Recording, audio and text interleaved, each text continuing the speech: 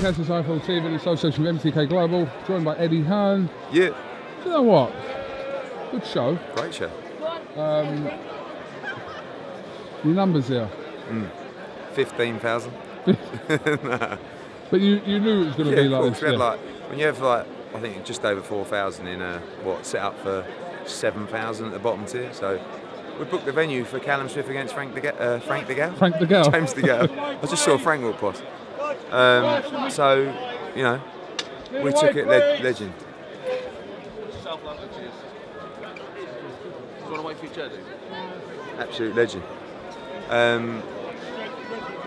Yeah, we had the venue booked for that fight. It didn't go ahead, so we stayed in.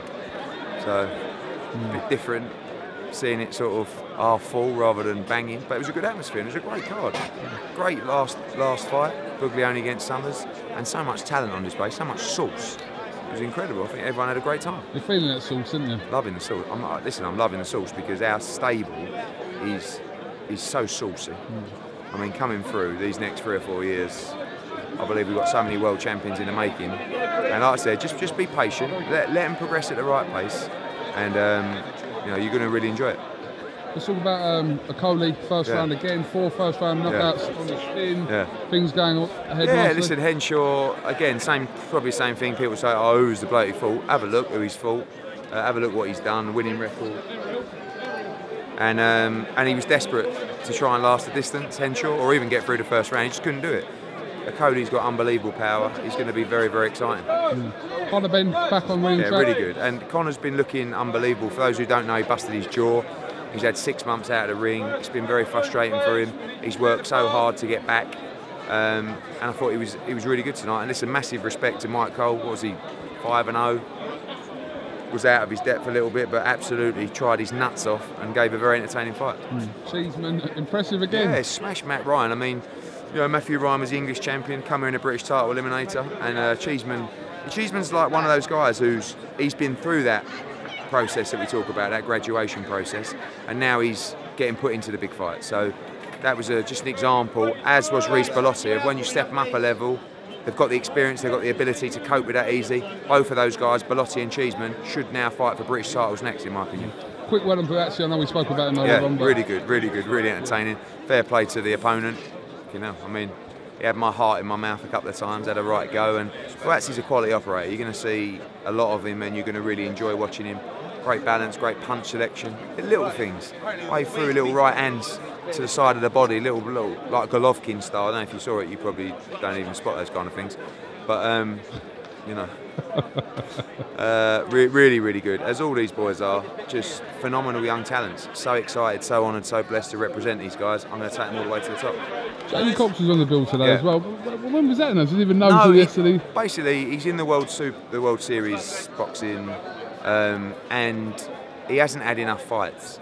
So the plan was to get him out tonight. He's going to box once more before the start of that series in September. Just getting some more ring time, really. Just, you know, like I said, he's only boxed probably once in 8 or 9 months. And when you're going in at that level, it's not even about having tough fights. It's just about, you know, going in there, going through the motions, the ring walks, taping your hands, having a little bit of sparring, just making sure he's sharp for the series. Just a quick current situation what's the situation with Smith and Dirrell at the moment? So, we signed a contract for September the 9th to fight Dirrell. They've tried to change it for September the 8th, a different location.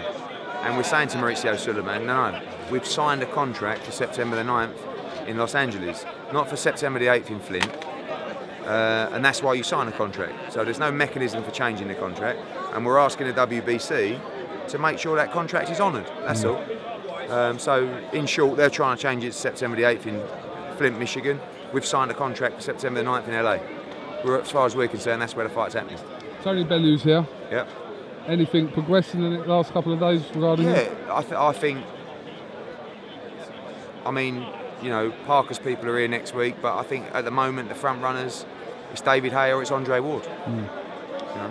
So Andre Ward, I mean, he might even be the favourite right now. They're hot to trot on that fight, and we'll see what happens. But yeah, I mean, I think everybody wants the David Haye fight, but if he doesn't get what he wants, he won't take the fight. Simple as. So that's Tony.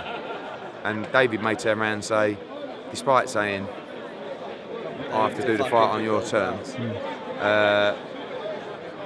then I don't think what Tony's asking for is unreasonable. I'm not going to go into negotiations publicly, but if Tony doesn't get what he deems to be fair, he will walk away from the fight. And just finally, Dylan Whyte added to Ndongo and Crawford August 19th. in Nebraska. Yeah. Dylan told me tonight he loves Nebraska. He cannot wait to get out there. But, I mean, just a little bit of exposure. Boxing when after that? September, end of September, early October. We want the Wilder fight, and that's what we're pushing for. I'm not giving up on that fight. But I want Dylan to get a little bit of US exposure, you know, keep him fresh. I think it's great for him, it's great for his profile, great for his experience, and then hopefully secure a world title shot. Anything else to add? No, thank you very much. That's the last show of the summer season. We're going to have a nice few weeks holiday and get ready for some funky shit in the new season. Look forward to it. Thank you very much.